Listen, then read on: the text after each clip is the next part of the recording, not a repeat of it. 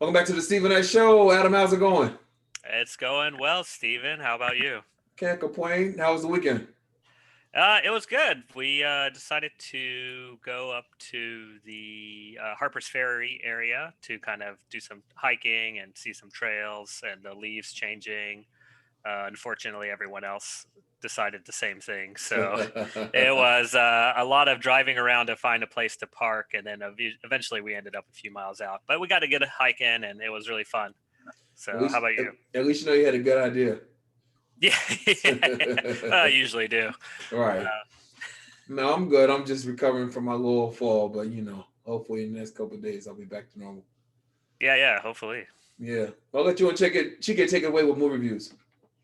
Sure. So the movie I saw was called Borat, a subsequent movie film. And for anyone unaware or anyone who doesn't have Amazon Video and hasn't seen the endless ads for it, this is the sequel to the Borat movie from 2007, which Sacha Baron Cohen plays the role of a reporter from Kazakhstan.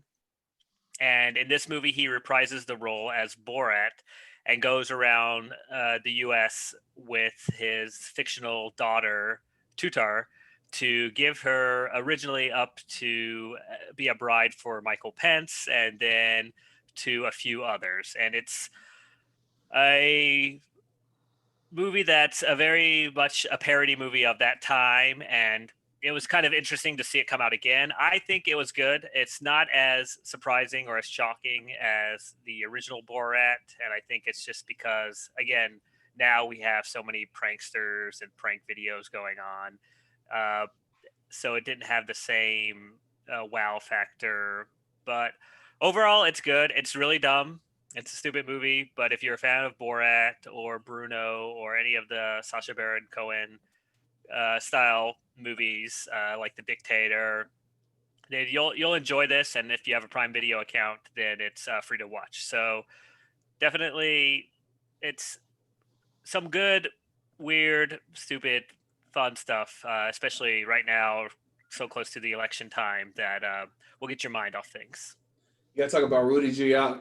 Rudy Giuliani, what his name is. You gotta talk about him in the movie, how they kind of set him up with the daughter. So the daughter's supposed to be 16, but really she's like a young adult. Hmm. And how he was laid out in the bed with her. Well, she was standing up and he was laid out in the bed with his hands down his pants, and he said that he was adjusting his mic. Yeah, yeah. Well, so he said he was tucking in his pants because he just removed the mic from him. Right. I'll say I have seeing the movie and seeing that scene. It's that actual scene is not as bad as everything before that because Okay.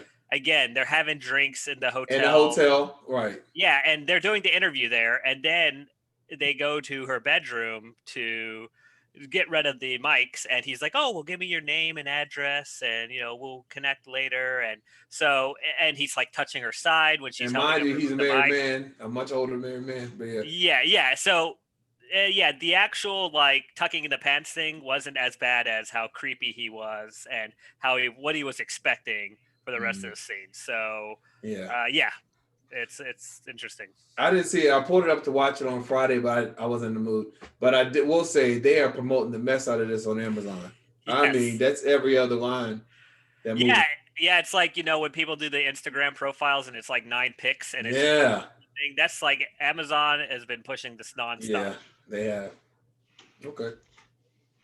That's primarily why I did not want to watch it. I had no desire, no inclination whatsoever to watch that film, just because it was everywhere, and it was just like I'm not even going to. Yeah, and Um, that's kind of the benefit too. Like if you're not into that movie, then you don't have to see it because you're not going to miss anything. It's not like one of those game changers, but yeah, and I think that it's a bullet that has been shot already. I think that for me, Bruno was funny. It was what it was when it was what it was. But like to try to get lightning in a bottle again, hmm, everyone knows the gimmick now, so I wasn't interested. yeah. So I saw actually two films and a series. The first film is called Cajillionaire, which stars Evan Rachel Wood, Richard Jenkins, and Deborah Winger, and Gina Rodriguez. So I'm going to be honest. I watch this movie on the strength of uh, Deborah Winger, Richard Jenkins, and Evan Rachel Wood, just because those actors were in this movie. I had no idea what it was about. I just saw who was in it and I decided to watch it based off of those people.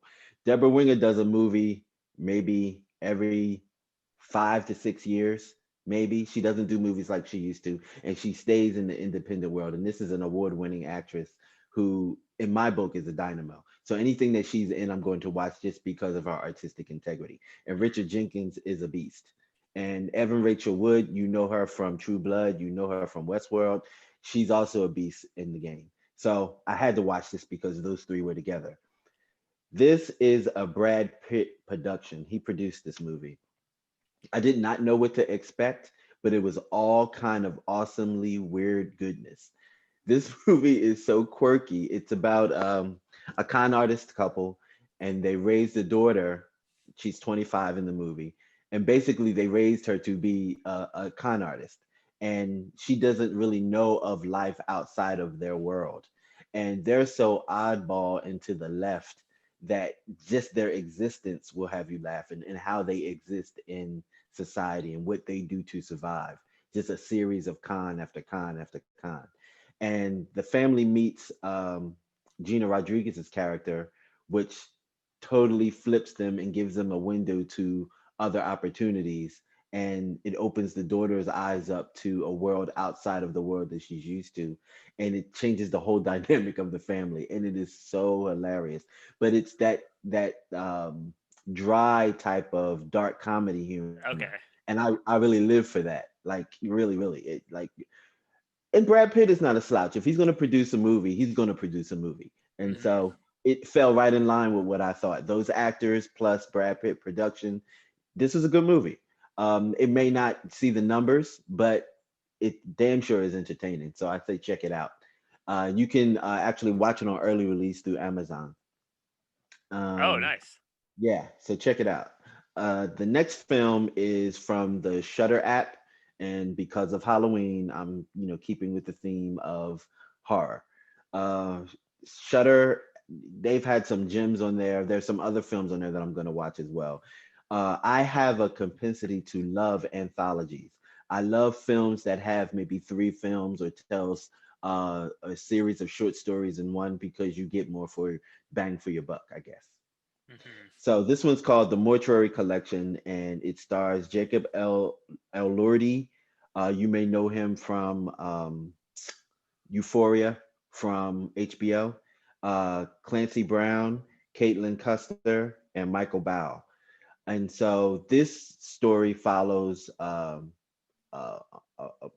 mortician. He actually runs an old mortuary, old creepy mortuary, and he has a help wanted sign up. And a young lady comes in after a funeral looking for a job, and his test, I guess his application for her is basically if she can tolerate hearing some of his horror stories. And they go back and forth telling each other different horror stories, and he's grading her. And the stories are magnificent. There's gore, there's horror. I actually like seized up a couple times. It was that good. And it's quirky, and it has a couple of funny ones in there too. So definitely check that one out. Again, I live for anthologies. I love getting more for my money, Hmm. and I think there are four stories inside of this film. Hmm. So yeah, definitely check it out, and it's going to appeal to the gory people, the people that love the blood and guts, because it doesn't disappoint. Nice. And the last thing that I saw was the new miniseries on HBO starring Nicole Kidman and Hugh Grant called The Undoing. Hmm. Now, being as though it was the first episode, it's still unfolding, so I can't really give you anything of what's happening except wow, did it end on a cliffhanger. Like the first episode leaves you like, what the fuck? Like seriously. I knew it was going to be good because it has Nicole Kidman in it. She doesn't pick cheesy things to, Hmm. lend her talent to. And then Hugh Grant, I haven't seen him in anything in a while, and he's no slouch either. So those two together, I was interested. And why would you sign up for something for television? That makes me curious.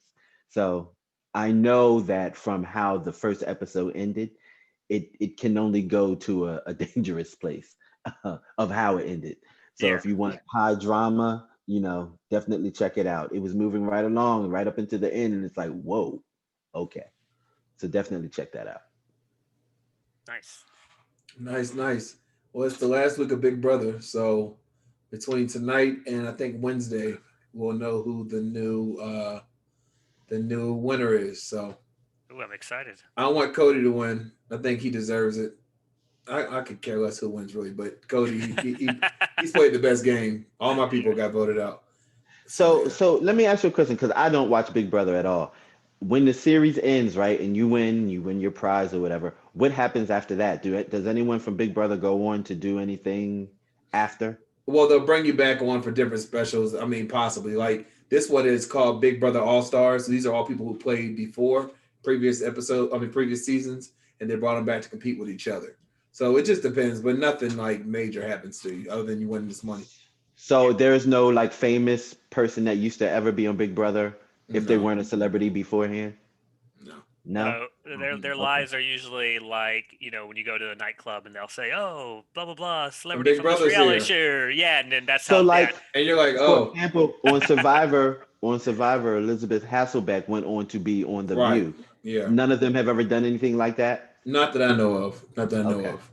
I All do right. know that Nicole who's on. She's one. It's the top three now. It's Cody, Nicole, and Enzo.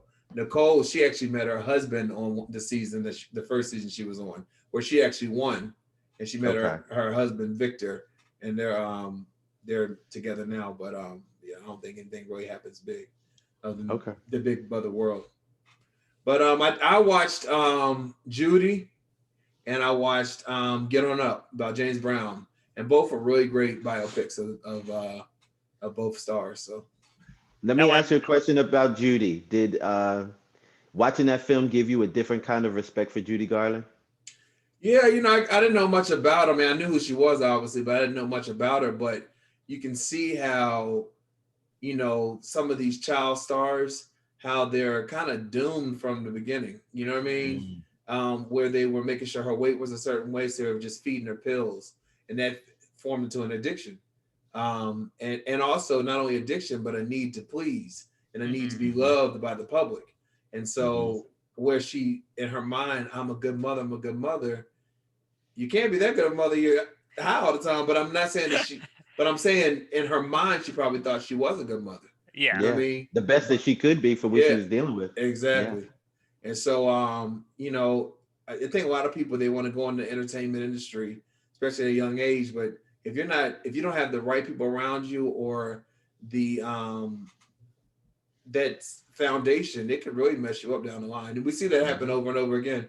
I real Yeah. quick, I was watching an interview with Matthew McConaughey. He was talking about how him and his mother didn't talk for 8 years, or they had very surface level conversations for 8 years because when he was first coming up into his own as a successful actor, any interview she could find, she was on there just putting out information. He was like, I can't. wow. He didn't feel comfortable telling it. He said he don't think she was doing it intentionally, but that's what was Hmm. happening. And anything she could say could slow down this train. And so Hmm. he went 8 years, and he said that he would tell his siblings, yeah, I talked to mom for 5 minutes, on a Sunday just to check in, but I can't really tell her anything. Yeah. But since then as he's established, they've repaired the relationship, and he said now he says, go ahead, tell what you want to tell. You know what I And mean? a lot of Yeah. people don't even know that he was a child star too. Like he Yeah, was he was acting since he was really young. yeah. So I don't know. Yeah. Well, guys, as always, thank you for letting us know what to spend our time on, what not to. Have a great week, and we'll talk again next Monday. All right. Thanks All a lot. right. All Good right, night, guys. right back after this.